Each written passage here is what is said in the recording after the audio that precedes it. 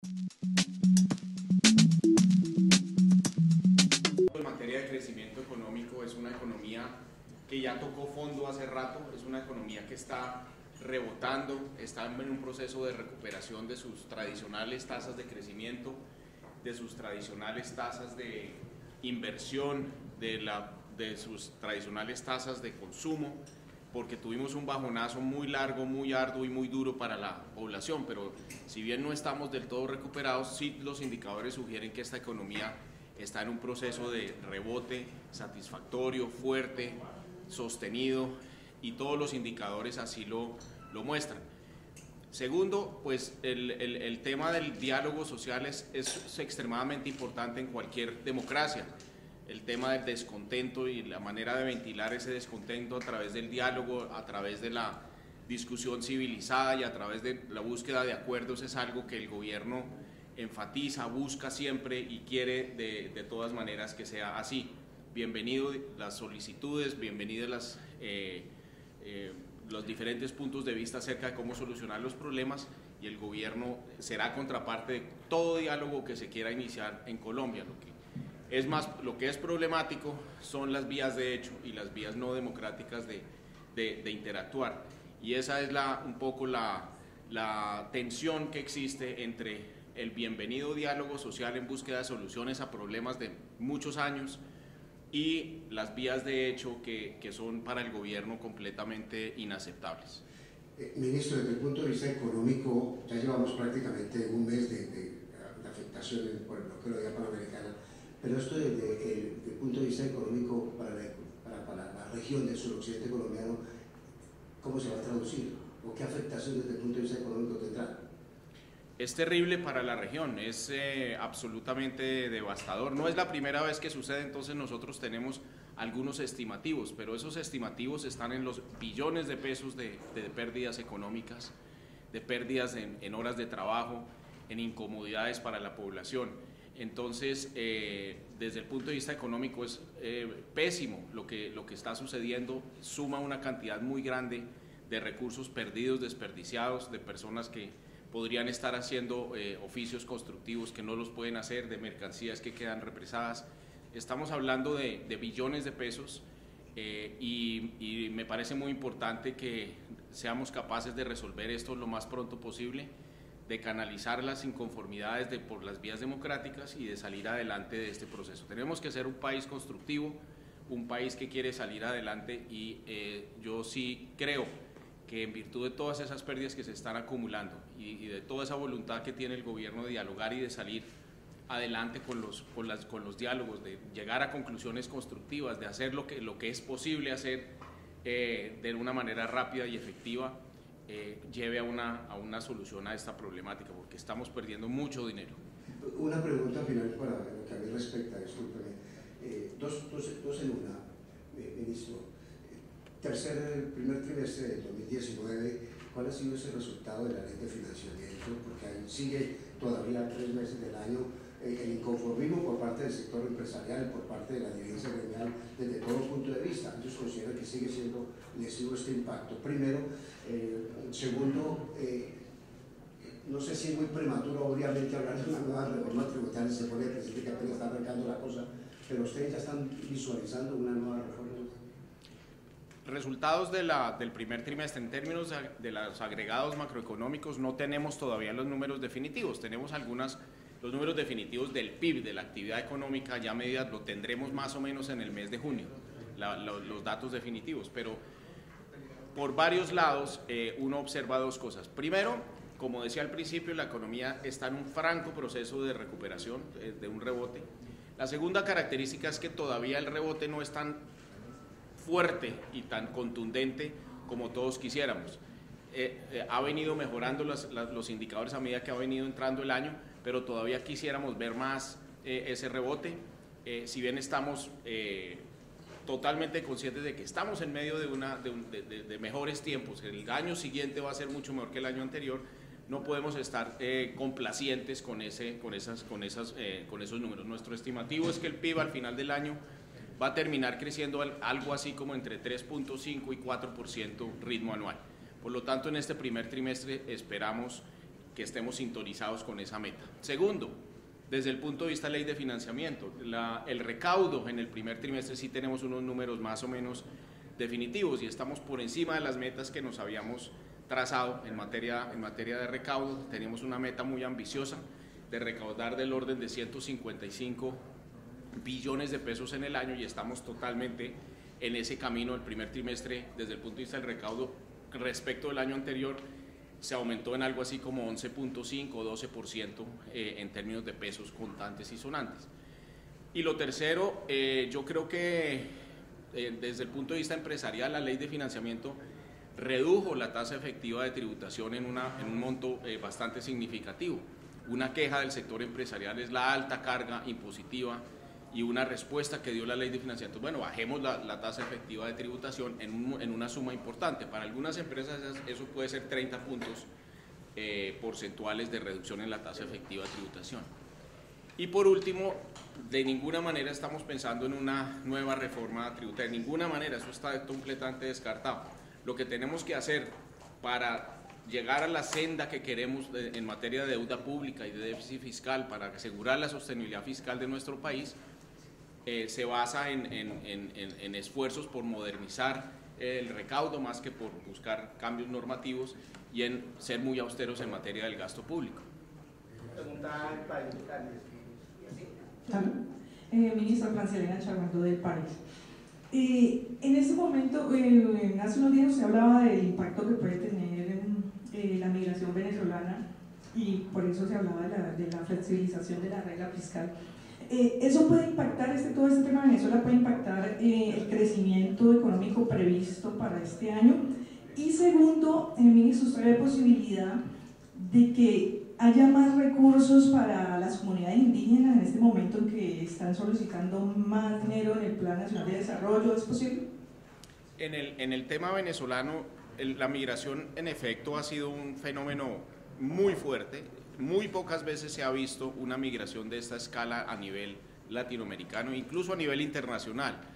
Los números de lo que hemos absorbido los colombianos hasta el momento es una cifra realmente muy grande, comparable a las migraciones más grandes que se han tenido en estos últimos 10 o 15 años en el contexto internacional. Entonces, desde luego que una migración de ese estilo nos coge a los colombianos en dos ignorancias. La primera ignorancia, no somos un país de inmigrantes, no sabemos cómo es eso, entonces no tenemos experiencia con cuantificar con precisión los efectos de un proceso migratorio. Nunca habíamos tenido un proceso migratorio importante y muchísimo menos un proceso migratorio como el que está ocurriendo. Desde luego una segunda sorpresa y una segunda aspecto que nos toma a los colombianos es los efectos sobre diferentes mercados. El mercado laboral, ustedes vieron cómo las cifras de mercado laboral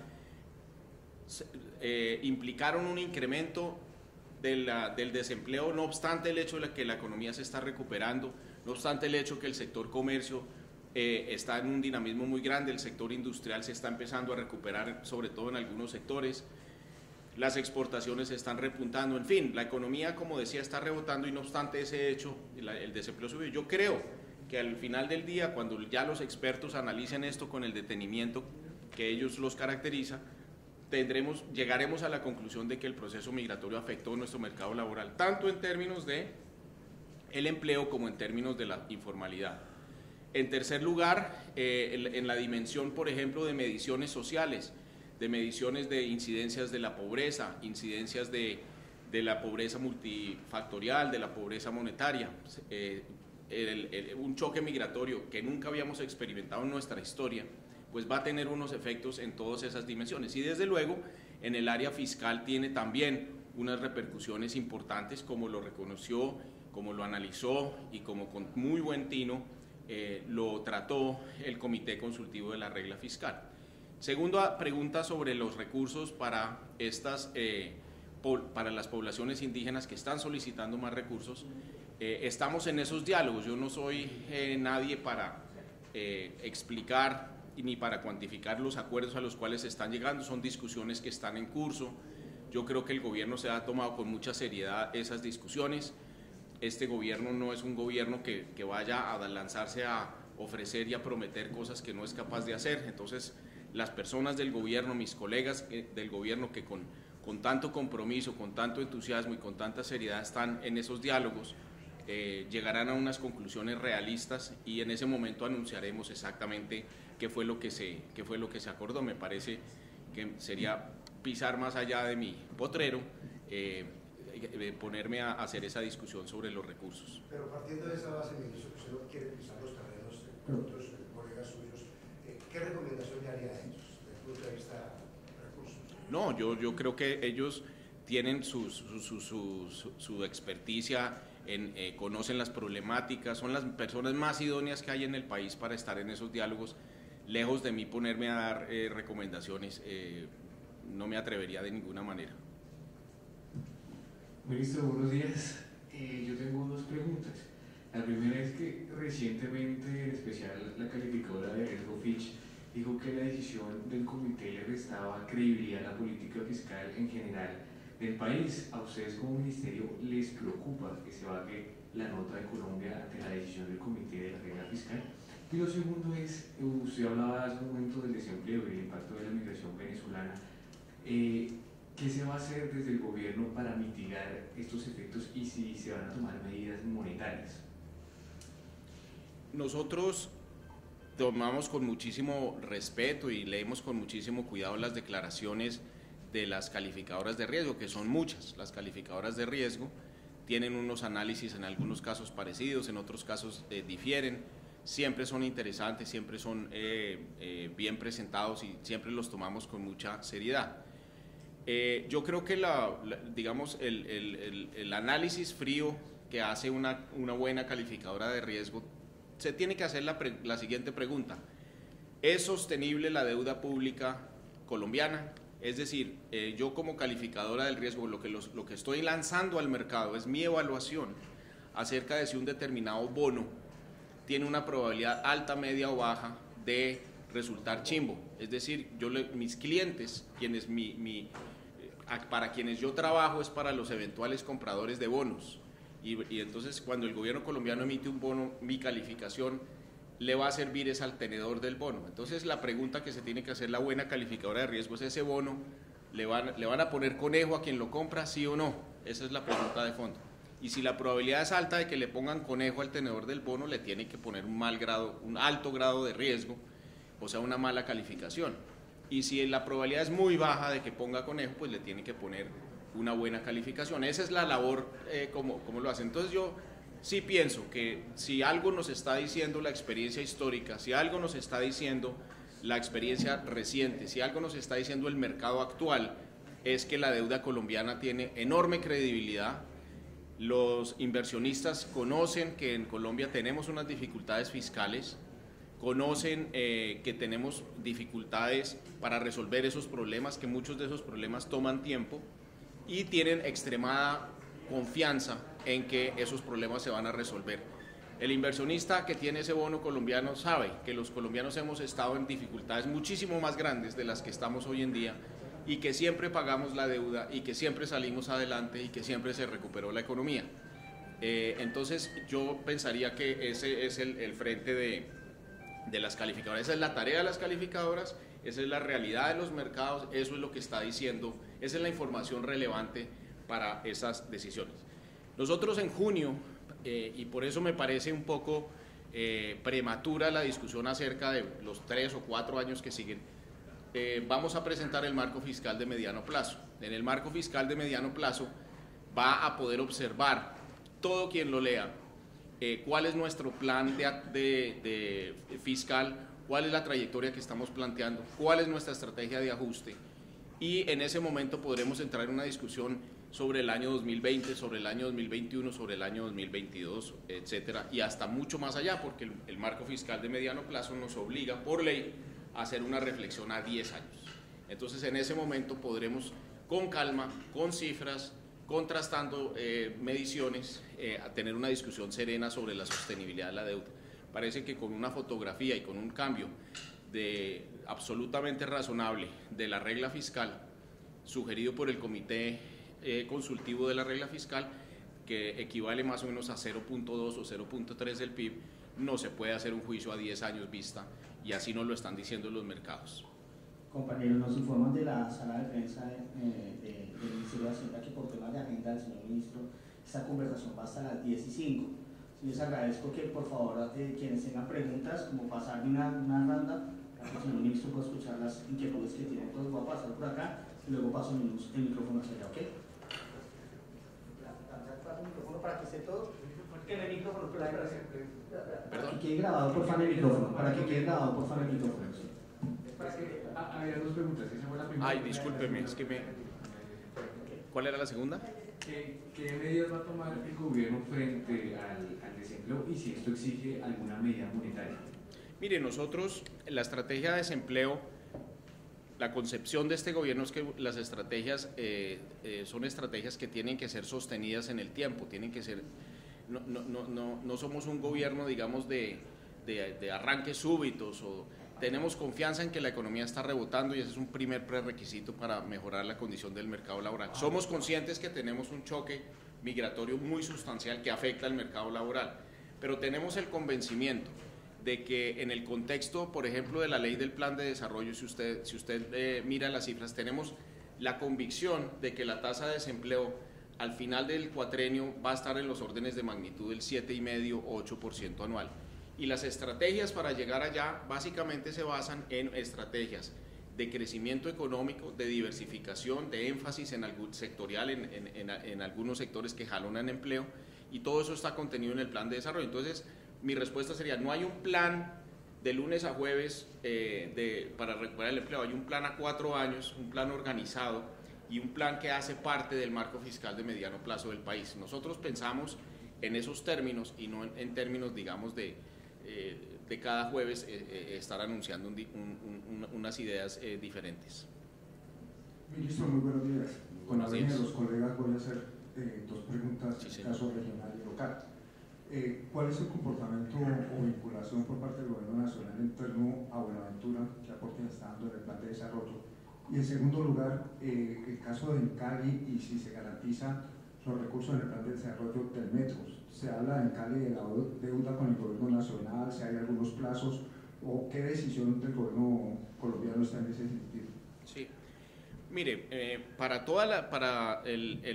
el departamento del Valle del Cauca, dentro del plan total, para ponerlo en perspectiva, el plan total de inversiones que tiene contemplado el plan de desarrollo es del 1.100 billones de pesos, 1.100 billones de pesos. De esos 1.100 billones de pesos, 52 billones de pesos corresponden al Valle del Cauca. Ahorita podemos entrar en los detalles de qué está contemplado en ese plan. En el caso de Buenaventura, pues hay unos compromisos muy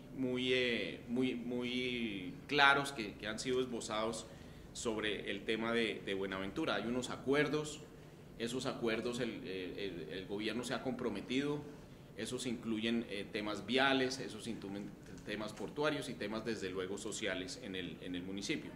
Entonces, en síntesis, esos 52 billones se han discutido en el contexto de la discusión de la ley del plan con la bancada del Valle del Cauca, que debo decir que es una bancada ejemplar desde todo punto de vista.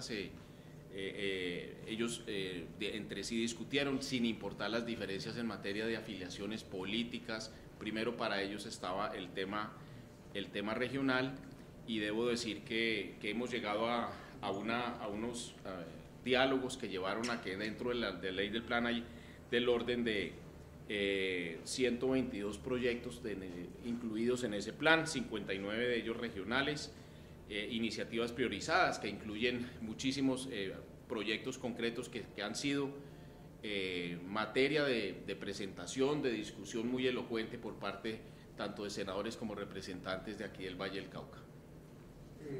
Perdón, que quede el sonido, perdón. Perdón, cualquier pregunta que quede en el sonido, porque es que lo vamos también para que quede esto en el sonido. Correcto. Ministro, la segunda pregunta en torno a lo que dice en Cali y el metro sobre la deuda. Me parece muy bien. Sí, nosotros tengo totalmente claro el problema de la deuda. Un problema en Cali tiene muchas dimensiones y hay que arreglar muchos y hay que hacer mucho trabajo en muchos frentes, pero hay una deuda que tiene en Cali históricamente con la nación, y esa deuda ha sido sujeto de diálogos entre los mandatarios locales y el gobierno de muchos años atrás. Yo personalmente hablé con el señor alcalde sobre ese tema y llegamos a algunos acuerdos y esa deuda, digamos, que tiene Cali con el gobierno nacional es materia de discusión y es materia de acuerdos en términos de tanto el capital como los intereses están siendo materia de discusión a fin de lograr aliviar los flujos de caja de la empresa, no presionar esos flujos de caja hasta el punto de llevarlo a unos problemas graves y tratar, digamos, de colaborar lo máximo posible en la solución que se tiene contemplada para el tema de Cali, que me parece que hay unos planteamientos muy serios aquí sobre ese tema. Ministro, muy buenos días. Le habla Javier Ramírez, periodista del noticiero CMI. Ministro, para preguntarle en qué ha avanzado el tema de la reforma pensional que hoy va a ser discutida en el Congreso de Asofondos.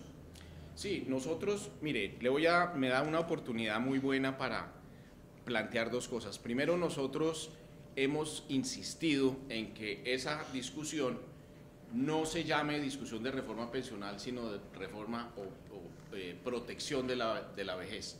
¿Y por qué lo digo? Eso no es simplemente semántico. Yo lo digo de esa manera porque fíjese usted lo siguiente. El 75% de las personas que están hoy en edad de estar jubiladas, es decir, hombres mayores de 62 años, mujeres mayores de 57 años, solamente el 20% tienen gozan efectivamente de una mesada pensional. El 75-80% no tienen absolutamente ningún ingreso. Si nosotros no hacemos nada, dentro de 25 años podríamos estar en el mismo equilibrio tan malo, donde el 25% de quienes hoy son jóvenes y dentro de 25 años van a estar en edad de estar jubilados, van a gozar efectivamente de una pensión, habríamos fracasado como país. Eso es un fracaso muy grande. Entonces nosotros lo que queremos es que haya unas políticas que piensen en el conjunto de las personas mayores, hombres mayores de 62, mujeres mayores de 57, las personas en edad de estar en el conjunto, no en el 20 o 25% que tienen pensión. Por supuesto, dentro del régimen pensional actual, que está dividido en dos, el régimen de prima media y el régimen de ahorro individual, hay una serie de problemas y tienen que ser parte de la discusión, pero eso es solamente una parte relativamente pequeña del problema de la cobertura, que es nuestro gran problema en materia pensional. Entonces nosotros lo que estamos planteando es pensar en aquellas personas en edad de estar jubiladas que nunca han podido, por situaciones de pobreza, por voluntad, por la situación de nuestro país, poner un solo peso en sus ahorros, y las personas que sí han podido poner unos pesos, pero no les alcanza para saltar ese enorme umbral que tenemos en Colombia, que es la pensión igual al salario mínimo legal vigente, que implica unos ahorros que son muy difíciles de construir y por lo tanto tenemos una población que sí ha ahorrado, pero no ha ahorrado lo suficiente para una pensión, y separar eso del tema de ese tercer grupo, ese 25% actual, que son los que han ahorrado lo suficiente para saltar esa enorme barrera de la pensión, de la mesada igual o superior al salario mínimo. Entonces nosotros lo llamamos política de protección a la vejez, dividimos el tema en esos tres frentes y estamos empezando unas discusiones en unas mesas de trabajo en las cuales hemos invitado a todos los segmentos interesados en esa problemática, que básicamente es el país entero, lo que son los sindicatos en sus diferentes acepciones, lo que son los académicos, lo que son los especialistas en la provisión de estos servicios, lo que son los jubilados actuales, lo que son los funcionarios públicos, lo que son los gremios que representan a entidades que participan activamente en esto y que están interesados en participar más en los diferentes esquemas que se proponen. Y esas mesas de trabajo nos deben llevar a unos consensos. Cada cual tiene sus ideas, eso nos debe llevar a unos consensos y esos consensos son los que queremos plasmar en el eventual proyecto de ley que llevaríamos al Congreso de la República. En eso vamos. Empezamos en marzo las primeras mesas y vamos a hacer prontamente una presentación de toda la estrategia. Eso nos debe llevar hasta el tercer trimestre de este año. Queremos un diálogo abierto, vamos a abrir por las vías de las tecnologías modernas de comunicación para estar en tono con el foro que nos convida y estamos muy entusiasmados. Compañeros, las reglas del juego están claras desde el principio, nos queda la última pregunta, vamos a hacer por acá. Habla Bloomberg, preguntas tú, y creo que hasta ahí nos podemos ir porque ya se le deja el vuelo al señor ministro, entonces voy a pasar el micrófono por acá. Señor ministro, ya que usted habla ahorita que hablaba de la sostenibilidad fiscal, ahorita que habla de reforma tributaria, la única manera que estaba descartada la reforma tributaria, que están pensando en una reforma pensional, la única manera de garantizar la sostenibilidad es con ingresos o con recortes de gastos. Esa reforma pensional que va a venir, en este momento la están pensando que aumente ingreso o que recorte gasto, que aumente ingreso vía la mayor contribución de los trabajadores o mayor edad de pensión, o que recorte gasto de la parte de subsidios públicos. Y lo otro es, frente a la regla fiscal, de cuánto debería ser el déficit primario para que la senda de deuda empiece a caer a partir del otoño. La reforma pensional tiene unos efectos de largo plazo, en valor presente neto. Si uno logra hacer un tránsito respetando desde luego los derechos adquiridos hoy en día por la población que hoy en día está afiliada, esos derechos adquiridos son fundamentales, esos derechos adquiridos no se pueden tocar. Entonces el término de caja, la única manera de recaudar caja es quitándole derechos adquiridos a la gente. Eso no va a pasar. Si vamos a llegar a un acuerdo de en qué momento esa población que en el futuro va a ser mucho más vieja de lo que es hoy en día, a partir de qué momento la nueva fuerza de trabajo que se está incorporando al mercado laboral empieza a tener unas reglas del juego diferentes. Ciertamente los hombres de 61 años o de 60 años o de 59 o 58 tienen unos derechos adquiridos, esos derechos no se pueden violentar, no podemos sacar caja a partir de violentar unos derechos. Esa es la primera premisa sine qua non de la reforma. Tiene que ser unos acuerdos sobre en qué momento empiezan. Eso en valor presente representa una cantidad de ajuste fiscal impresionante, pero no es caja, digamos, para gastar en leche o para gastar en zapatos. Es un ahorro de largo plazo que tiene que ser entendido así. Pero la dimensión de la reforma pensional no es solamente, ni fundamentalmente, acaso, una dimensión puramente fiscal, es una dimensión de cobertura y eso es lo fundamental. En términos de la regla fiscal, el déficit primario, pues básicamente nosotros estamos pagando el orden de 3 puntos del PIB en intereses y tenemos para este año una meta de 2.7% de déficit total.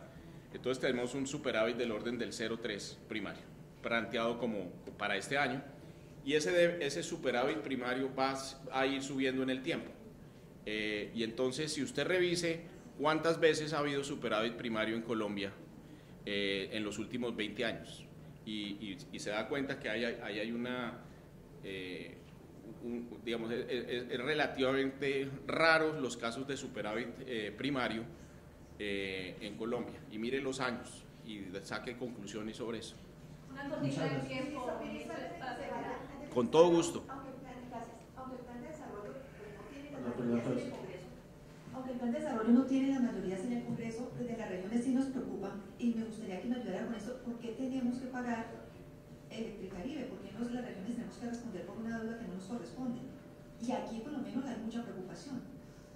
Sí, me queda claro que aquí hay mucha preocupación.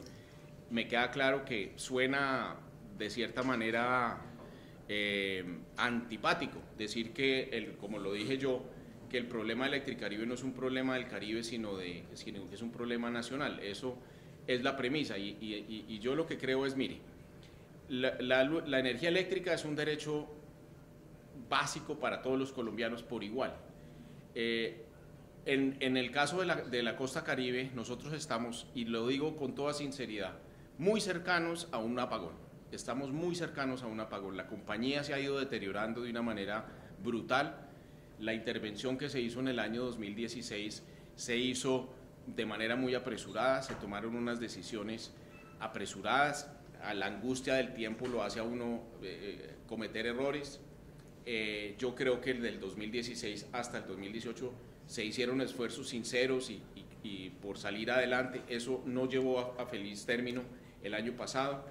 Desde ese momento se inició un proceso, una reflexión nueva, fundamentalmente nueva. Mucha gente ha perdido mucho dinero, Pero si nosotros tenemos que garantizar la energía eléctrica en la costa Caribe y no hacemos este esfuerzo por mejorar la empresa y por lograr que un operador especializado y profesional tome control de la compañía y sea capaz de sacar adelante este proceso, pagando los flujos futuros localmente, es decir, si no somos capaces de hacer eso, vamos ahí sí que a tener que asumir todos los colombianos el costo de manejar una empresa en esa situación. Es decir, para salir adelante, la empresa necesita unos 7 o 8 billones de pesos de inversión a lo largo de los próximos 10 años, porque los equipos se han quedado atrasados, porque todo eso está oxidado, porque las subestaciones, las redes de distribución, todo está muy deteriorado porque no ha habido manera de hacer la inversión en estos últimos años. Entonces, los colombianos nos enfrentamos a un dilema. Aquí nadie se para contento de la mesa, por decirlo de alguna manera. O ponemos una plata en este momento, que básicamente lo que estamos pidiendo a través de esa sobretasa es del orden de 150.000 millones de pesos, para un déficit que tiene la empresa este año, que bordea los 2 billones de pesos, más las inversiones que tiene que hacer, o los colombianos como un todo, los contribuyentes como un todo, nos quedamos con la compañía pagando los déficits de 2 billones de pesos y asumiendo los 8 billones de pesos de inversión, porque si no se apaga la costa. Entonces, esa es la situación en la que estamos. Es mucho mejor hacer ese pago de los 150.000 millones vía la sobretasa que los estratos 4, 5 y 6 y los sectores industriales aportan, que dejar ir la compañía al abismo y tener que recuperarla con dineros del contribuyente de ahí en adelante, en lugar de que sea un operador especializado el que lo haga. Esos son los dilemas. Ninguna de las dos es bonita y ninguna de las dos es agradable, pero a mí me corresponde plantear que es mucho mejor esta alternativa que la alternativa de quedarnos con una empresa porque fracase el proceso al no haber sido capaces de solventar este año, que es el que tenemos que solventar.